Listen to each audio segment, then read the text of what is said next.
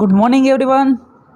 આજે આપણે FYBSCની અંદર આપણું જે ચેપ્ટર નંબર 2 હતું એ ચેપ્ટર નંબર જે 3 હતું એ ચેપ્ટર નંબર 3ની અંદર સ્પીકિંગ સ્કિલ આપણે છેલ્લે જોતા હતા।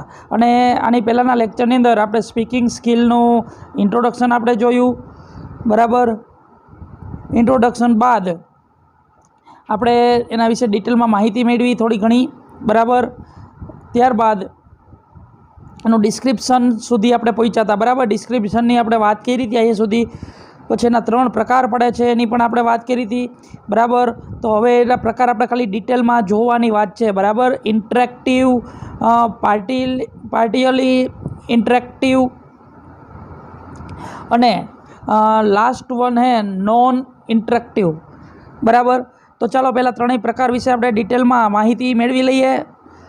તો ચાલો આપણે જ્યાંથી ક્વેશ્ચન અધૂરો છે ત્યાંથી જ આપણે શરૂઆત કરીએ। ઇન્ટરેક્ટિવ, બરાબર। ઇન્ટરેક્ટિવ એટલે અસર કરવી, થોડું ઘણું દેખાતું પણ હશે।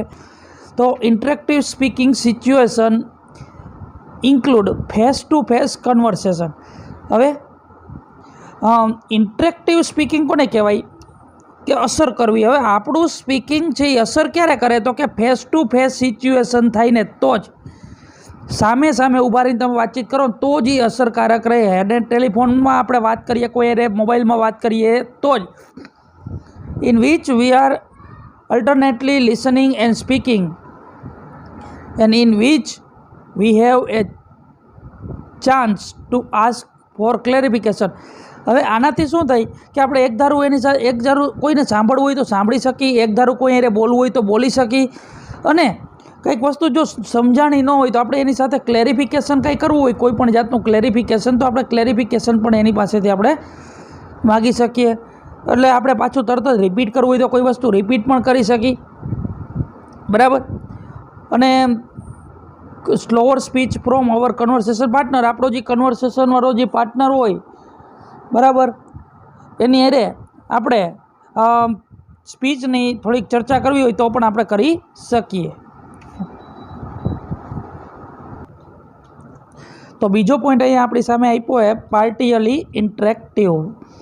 તો એના વિશે પણ આપણે માહિતી મેળવી। પાર્ટિયલી ઇન્ટરેક્ટિવ એટલે શું? તો સમ સ્પીકિંગ સિચ્યુએશન આર પાર્ટિયલી ઇન્ટરેક્ટિવ। અમુક સિચ્યુએશન એવી હોય કે આ પ્રકારની બોલવાની જે રીત હોય એની અંદર આ પ્રકારની સિચ્યુએશન ઉત્પન્ન થાય। હવે એક બે ઉદાહરણ આપણે જોઈએ એટલે ખબર પડી જશે। સચ એઝ વેન ગિવિંગ એ સ્પીચ, જ્યારે પણ કોઈ પણ પ્રકારની સ્પીચ આપવામાં આવી હોય તો એ લાઈવ ઓડિયન્સ, બરાબર, where the convention is that the audience does not interrupt the speech. હવે આની અંદર કોઈ જે સ્પીચ આપનાર છે એ પ્રેક્ષકો જે બેઠા હોય એને કોઈ પણ પ્રકારની કંઈ ઇન્ટરપ્ટ એટલે કોઈ પણ જાતની ખલેજ પહોંચાડતા નથી કે ભાઈ તમારે આ વાતમાં ધ્યાન જ દેવાનું, ઓલું સામે સામે બેસીને જે વાત કરતા હોય એના જેવી આની અંદર અસર પડતી નથી। The speaker nevertheless can see the audience, અને બોલનાર છે એ બધી ઓડિયન્સને જોઈ પણ નથી શકતો। જજ from the expression on there face, માત્ર એના ચહેરા જોઈને સામેવાળો વ્યક્તિ છે એના એક્સપ્રેશન ઉપરથી, ફેસના ચહેરા ઉપરથી થોડી ઘણી ખબર પડતી હોય કે શું બોલે, શું એ સ્પીચમાં કહે। બોડી લેંગ્વેજ ઉપરથી થોડી ઘણી ખબર પડી જાય।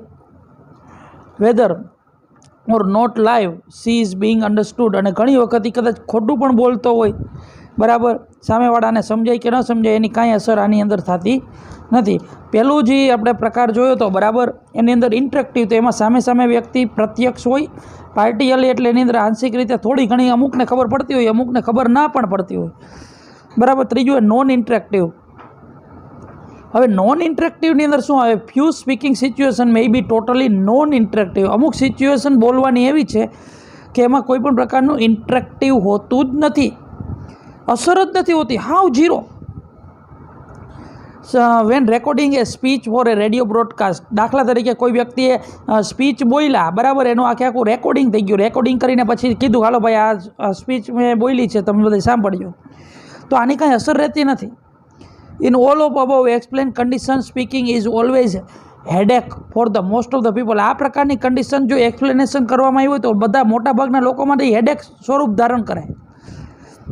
ઓલ્ધો the fear of speaking is common, અને આની અંદર બોલવાનો જે બીક છે ને એ પણ વહી જાય, કારણ કે કોઈ હોતું જ નથી, એકલા બોલતા હોય, કારણ કે રેકોર્ડિંગ કરવામાં પોતે એકલા જ હોય. Studies so that ability to speaking can be enhance by improving speaking skill.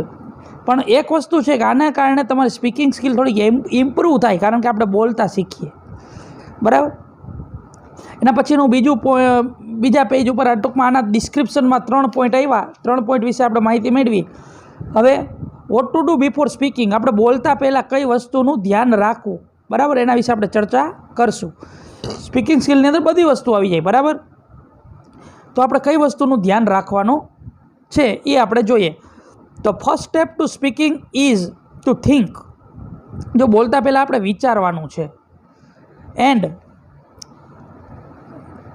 The first step to perfect speaking is to think positive. પહેલી વસ્તુ આપણે બોલવા માટેની વસ્તુ છે કે આપણે પોઝિટિવ વિચારવાનું છે. અહીં થિંક છે પણ ને ખરેખર થિંક આવે. આપણે પોઝિટિવ વિચારસરણી રાખવાની છે. Good speaker have the ability to quick analysis. જો કોઈ સારા એવા વક્તા હોય ને એને સારી રીતે બધું પૃથ્થકરણ, એનાલિસિસ એટલે એનાલિસિસ કરવું, ઝડપથી એનાલિસિસ કરતા હોય, બરાબર, બધી વસ્તુ આત્મસાત ઝડપથી કરતા હોય, બધી માહિતી જે લોકોને દેવાની છે એને, બરાબર, અને ફટાફટ નિર્ણયો લઈ શકતા હોય, બરાબર. આ બધી વસ્તુ આપણે ધ્યાન રાખવાની છે. Communicate that decision to others અને કીપ ઇન માઇન્ડ ટુ, બધી વસ્તુ ધ્યાન મનમાં પણ રાખે. કોઈ બીજા પ્રત્યે ડિસિઝન લેવાનો હોય તો પણ ડિસિઝન એ ફટાફટ લેતા હોય. તો હવે એને બોલતા પહેલાં કઈ કઈ બાબતોનું ધ્યાન રાખવું એના પણ 3 પ્રકાર પડે છે. તો સારું એવો જો આપણે વક્તા બનવું હોય તો એના માટે પહેલાં કઈ વસ્તુનું ધ્યાન રાખવી તેના પણ 3 પ્રકાર છે. તો પહેલું છે બી એન એક્ટિવ લિસનર. તો પહેલાં તો તમે છે ને એક્ટિવ સાંભળનાર બનો. જો તમે સારા સાંભળનાર નહીં બનો તો તમે કોઈ દિવસ સારું બોલી નહીં શકો ક્યારેય, બરાબર. તો the key ingrediently towards making you a person who can think or on the spot. જો તમે અંશત થોડો ઘણો ભાગ એવો છે કે કોઈ પણ વ્યક્તિ છે એ ઓન ધ સ્પોટ રીતે ફટાફટ વિચારી શકતો હોવો જોઈએ. And respond intelligently. કોઈ પણ વસ્તુનો જવાબ આપવાનો હોય તો બુદ્ધિપૂર્વક પોતે જવાબ આપી શકતો હોવો જોઈએ. અને આ બધી વસ્તુ તો જ થઈ શકે જો એ વ્યક્તિ એક્ટિવ લિસનર હોય તો. ધીસ મીન્સ એનો મતલબ એ થાય કે લિસનિંગ કેરફુલી, કોઈ બધી વસ્તુને આપણે વ્યવસ્થિત સાંભળવાનું. ગિવિંગ યોર ફૂલ એટેન્શન, પૂરેપૂરું એટેન્શન દઈને. શબ્દો કેવા ટોન સાથે બોલે છે, લાગણી કેવી છે, લોજિક એની પાછળનું શું છે, એ શું કહેવા માગે છે, એની પાછળનું લોજિક શું છે, આ બધી વસ્તુ આપણે ધ્યાન રાખવાની થાય તો એ એક્ટિવ લિસનિંગની અંદર આવે. અને જો તમે એક્ટિવ લિસનિંગ કરશો તો જ તમે સારા વક્તા બની શકશો. બીજો પોઈન્ટ છે બી એ ક્વિક ઓર્ગેનાઇઝ ઓફ થોટ. ફટાફટ આપણા જે વિચારો છે એને ગોઠવી નાખવાના. ઓર્ગેનાઇઝ એટલે ગોઠવવા. All of us have to ability to think. આપણા બધા પાસે ઇંક ફાસ્ટ. આપણા બધા પાસે એક એવી ટૂંકમાં શક્તિ ભગવાન આપી છે કે કોઈ પણ વસ્તુને ફટાફટ ગોઠવવું હોય ને, નિબંધ ગોઠવવું હોય તો વ્યવસ્થિત ગોઠવી નાખી, બરાબર, વાર્તા કોઈને ગોઠવવી તો વ્યવસ્થિત ગોઠવી નાખી. The trick is to adopt some framework. થોડુંક ફ્રેમવર્ક છે આપણે ખાલી સ્વીકારવાનું છે. એડોપ્ટ એટલે સ્વીકારવું. Models to structure new information into the something coherence that we can response with. અને આપણે છે થોડાક સ્ટ્રક્ચર, નવી માહિતીઓ, આ બધી વસ્તુ એને સંગત જે પણ વસ્તુ હોય એનો રિસ્પોન્સ આપણે આપવો જોઈએ, બરાબર. અને one can break down issue idea into past, present and future. અને કોઈ પણ પ્રકારના પાસ્ટ, ફ્યુચર અને પ્રેઝન્ટ માટેના જે આઈડિયા છે એ પણ આપણે બધી વસ્તુનું ધ્યાન રાખવું જોઈએ. અને એ બધું આપણે વ્યવસ્થિત ગોઠવતા આપણને આવડવું જોઈએ. કયું વાક્ય પાસ્ટમાં મૂકવું, પ્રેઝન્ટમાં મૂકવું, ફ્યુચરમાં મૂકવું, બરાબર. Structure your speech in your mind. તમે જે બોલવાના છો ને એ વસ્તુ ધ્યાન રાખો. અમુક લોકો છે ને બોલતા ડાયવર્ટ થઈ જાય. શું બોલતા હોય એનું કંઈ નક્કી ન હોય. તે આર યુઝફુલ ફ્રેમવર્ક. તમારે આખું ફ્રેમવર્ક બનાવીને રાખવું. ભાઈ ઇન્ટ્રોડક્શન આવે એમાં મારે આટલા વ્યક્તિનું નામ બોલવાનું છે, પછી મારે થીમ આટલી બોલવાની છે, એમાં આ પ્રસંગો મારે કહેવાના છે, એ બધું કહેવાય ફ્રેમવર્ક, બરાબર. તમારા વિચારો બધું ફટાફટ તમારે એ બધું ગોઠવવાનું અને ઝડપથી બધી વસ્તુ વિચારવાની. એની અંદર ઓપનિંગ આવે, પછી બોડી આવે, એટલે કન્ક્લુઝન આવે. કન્ક્લુઝન એટલે શરૂઆત, સમાપન અને મેન ટોપિક. આ 3 વસ્તુ આની અંદર આવવી જોઈએ. It is very useful in delivering speech. Speech કોઈને આપવી એ ખૂબ જ ઉપયોગી છે, બરાબર. એમાંય ખાસ કરીને specially four speaking in situation such as table topic during the meeting. એમાં મીટિંગ જે હોય, મીટિંગની અંદર અહીંયા બધા બેઠા હોય બધા માણસો, એમાં કોઈ વસ્તુ ઉપર બોલવી એ પણ ખૂબ જ અગત્યની સિચ્યુએશન કહી શકાય. Thinking before speaking is important for us. અને બોલતા પહેલાં આપણે વિચારવું એ આપણા માટે ખૂબ જ અગત્યનું છે. Value in term of communicating our thoughts, idea and feelings. આપણા આઈડિયા છે, આપણા ફિલિંગ છે, એ વ્યક્ત કરવા માટે આ બધી વસ્તુ અને આપણા મૂલ્યો જાળવવા માટે આ બધી વસ્તુ જરૂરી છે. We can touch leaves through deeds. Deeds એટલે કાર્ય. આપણે બધા કાર્યો દ્વારા છે બધી વસ્તુના ટચમાં રહી શકીએ છીએ, જીવીએ છીએ. We can touch leaves through speech. અને સ્પીચ દ્વારા આપણે આ બધી વસ્તુ ટચમાં આપણે રહી શકીએ છીએ. હવે સ્પીકિંગ સ્કિલ હવે આવે, બરાબર. પહેલાં એનું ડેફિનેશન જોઈ, પછી બોલતા પહેલાં આપણે કઈ વસ્તુનું ધ્યાન રાખવાનું, સ્પીકિંગ સ્કિલ કયા કયા પ્રકારની હોય. હવે સ્પીકિંગ સ્કિલની અંદર અહીંયા આપ્યું છે, બરાબર, કે એની આપણે સ્પીકિંગ સ્કિલ માટે શું કરવાનું, એની આવડત માટે. તો એના પણ 6-7 પોઈન્ટ છે એ આપણે જોઈએ, બરાબર. બી પ્રિપેર એન્ડ પ્રેક્ટિસ. અને પ્રિપરેશન કરવાની અને પ્રેક્ટિસ કરવાની.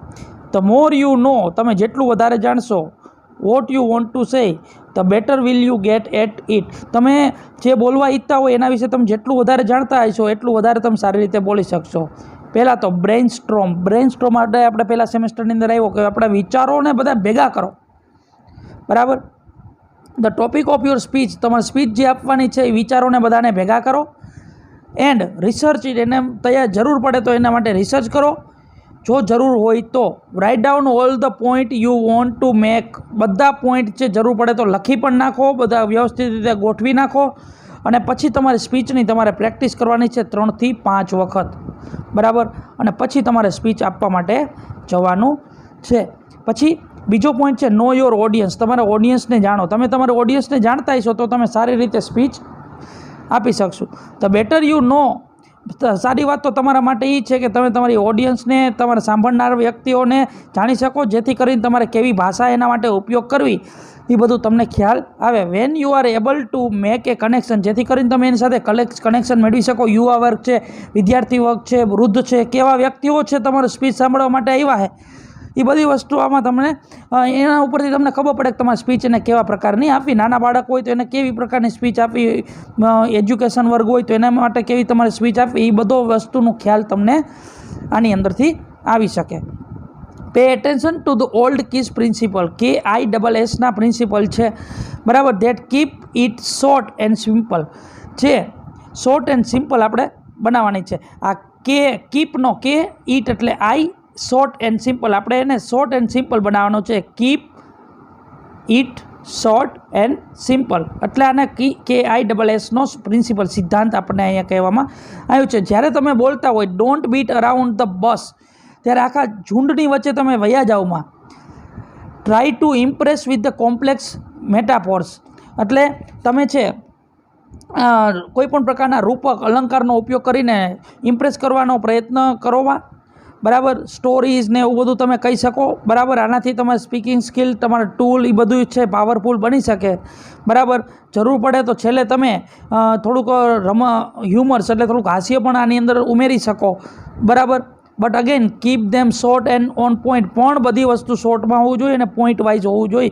નાના નાના મેસેજ છે એ તમે ઘણી બધી ઇમ્પ્રેશન છોડી જતા હોય તો ઓડિયન્સને યાદ પણ આસાનીથી રહી શકતું હોય તો આવી બધી વસ્તુ આપણે કરવી જોઈએ. એના પછી ઇન્ટરેક્ટ વિથ યોર ઓડિયન્સ. તમારા ઓડિયન્સ ઉપર તમારી અસર છોડો, બરાબર. એવું કામ કરવાનું કે તમારી અસર છે ઓડિયન્સ ઉપર રહી જવી જોઈએ. Lecture will rarely have to the same impact on the audience in open discussion will. જો ઓપન રીતે ડિસ્કશન કરવાના એમાં ખાસ કરીને લેક્ચર છે એમાં ભાગ્યે જ અસર રહેતી હોય ઓડિયન્સ ઉપર. તો look four opportunity two involve your audience. તમારા ઓડિયન્સની અંદર તમારે ઇન્વોલ્વ રહેવાનું એવો પ્રયત્ન કરવાનો. બોલતા હોય ને ત્યારે આપણે સ્પીચ આપતા હોય ત્યારે ask for the validations of the point you make. તમે આવા શબ્દો મૂકી શકો, દેખા કે એમ આઈ રાઈટ, હું સાચો છું ને, એટલે ઓડિયન્સમાંથી કોઈક આપણને જવાબ આપે, બરાબર. Has that ever happen to you? આવું ક્યારે ઘટના તમારી સાથે બની છે? બરાબર. આવા ક્વેશ્ચન માટેના થોડાક પ્રશ્નો માટેના જવાબ આપો અને આઈ કોન્ટેક્ટ બનાવી રાખવાનો આપણે ઓડિયન્સ સાથે, જેથી કરીને આપણે જે સ્પીચ આપતા હોય એમાં છે એ લોકો છે એને વળગી રહે અને થોડુંક ધ્યાન આપે આપણી સ્પીચની અંદર. Speak with sincerity and passion. ધીરજપૂર્વક અને સિન્સિયરિટીથી આપણે ભાષણ આપવું. When a person want to leave a lasting impression, જો કોઈ વ્યક્તિને છેલ્લી ઇમ્પ્રેશન આની અંદર છોડવી હોય ઓડિયન્સમાં, તો ટોપિક છે એને એવું ખાતરી કરી લેવું જોઈએ કે તમે જે બોલો છો એ સાચું જ બોલો છો અને ટોપિક વિશે જ બોલો છો. Don't be afraid to inject enthusiasm. ઉત્સાહ ગુમાવો નહીં અને આપણી ધીરજ છે એ એની અંદર બરકરાર રહેવી જોઈએ. એના પછી close your speech in the memorable way. તમે તમારી સ્પીચ છે એ એવી રીતે મેમરેબલ, બધા લોકોને યાદગીરી ભરી રહી જાય ને એવી રીતે તમારે આને સ્પીચનું તમારું સમાપન કરવાનું છે. Give your audience something to think about your finish up your speech. તમારી સ્પીચ પૂરી કરો ત્યારે તમારી ઓડિયન્સને તમે થોડુંક વિચારવા માટે પણ આપો. Certainly it is a good idea to summarise your main point. Main પોઈન્ટની સમરી તમે કહી દો તો પણ ઘણું બરાબર. But then finish up with the inspiring story. કોઈ પણ સ્ટોરી વિશે કોઈ પણ એવા કોટ કહી દો, બરાબર, કોટેશન કહી દો, કોઈ પણ આપણને પ્રેરણા મળે એવી વાર્તાઓ કહી દો. આવી રીતે એને વિચારતા કરો અને અંદરથી પ્રોવોક, એટલે પ્રશ્નો ઊભા થવા જોઈએ. આવી રીતે આપણે છેલ્લે એને એવા શબ્દો દ્વારા આપણે સ્પીચનું સમાપન કરવાનું. અને ફ્લુઅન્ટલી એક ધારી વચ્ચે અચકાવાનું નથી. The main goal of is fluently. આપણે બોલવા એક ધારા બોલતા હોવા જોઈએ, અચકાતા નહીં. એ જ આનો ગોલ છે. રિમેમ્બર, આપણે એટલું યાદ રાખવાનું છે, one don't have no many complex grammatical structure. કેટલા બધા ગ્રામેટિકલ સ્ટ્રક્ચર આની અંદર આવતા હોય એ બધા આપણે એચીવ કરવાના છે. કોઈ પણ ભૂલ ન પડે ખાસ ધ્યાન રાખવાનું છે. First of all try to speak at fluent as possible. જેટલું શક્ય બને એટલું આપણે ફ્લુઅન્ટલી એક ધારું બોલવાનો પ્રયત્ન કરવાનો છે. ઇવન મેકિંગ સમ ગ્રામર મિસ્ટેક. આ થોડીક ગ્રામર મિસ્ટેકો થતી હોય, બરાબર. Than after making one speaking fluent one can focus on grammar. જો આપણે ફ્લુઅન્ટ રીતે બોલી શકશું તો આપણે ગ્રામરમાં પણ ફોકસ કરી શકશું. તો આજે આપણે આ પહેલો ક્વેશ્ચન આની અંદર આપણે કમ્પ્લીટ કરી નાખ્યો. આના પહેલાંના લેક્ચરની અંદર પણ આપણે આ લેક્ચર એક પાર્ટ 1 જોયું હતું ને અત્યારે પાર્ટ 2 જોયું. હવે પછીના લેક્ચરની અંદર આપણે બીજો ક્વેશ્ચન તૈયાર કરશું. Thank you.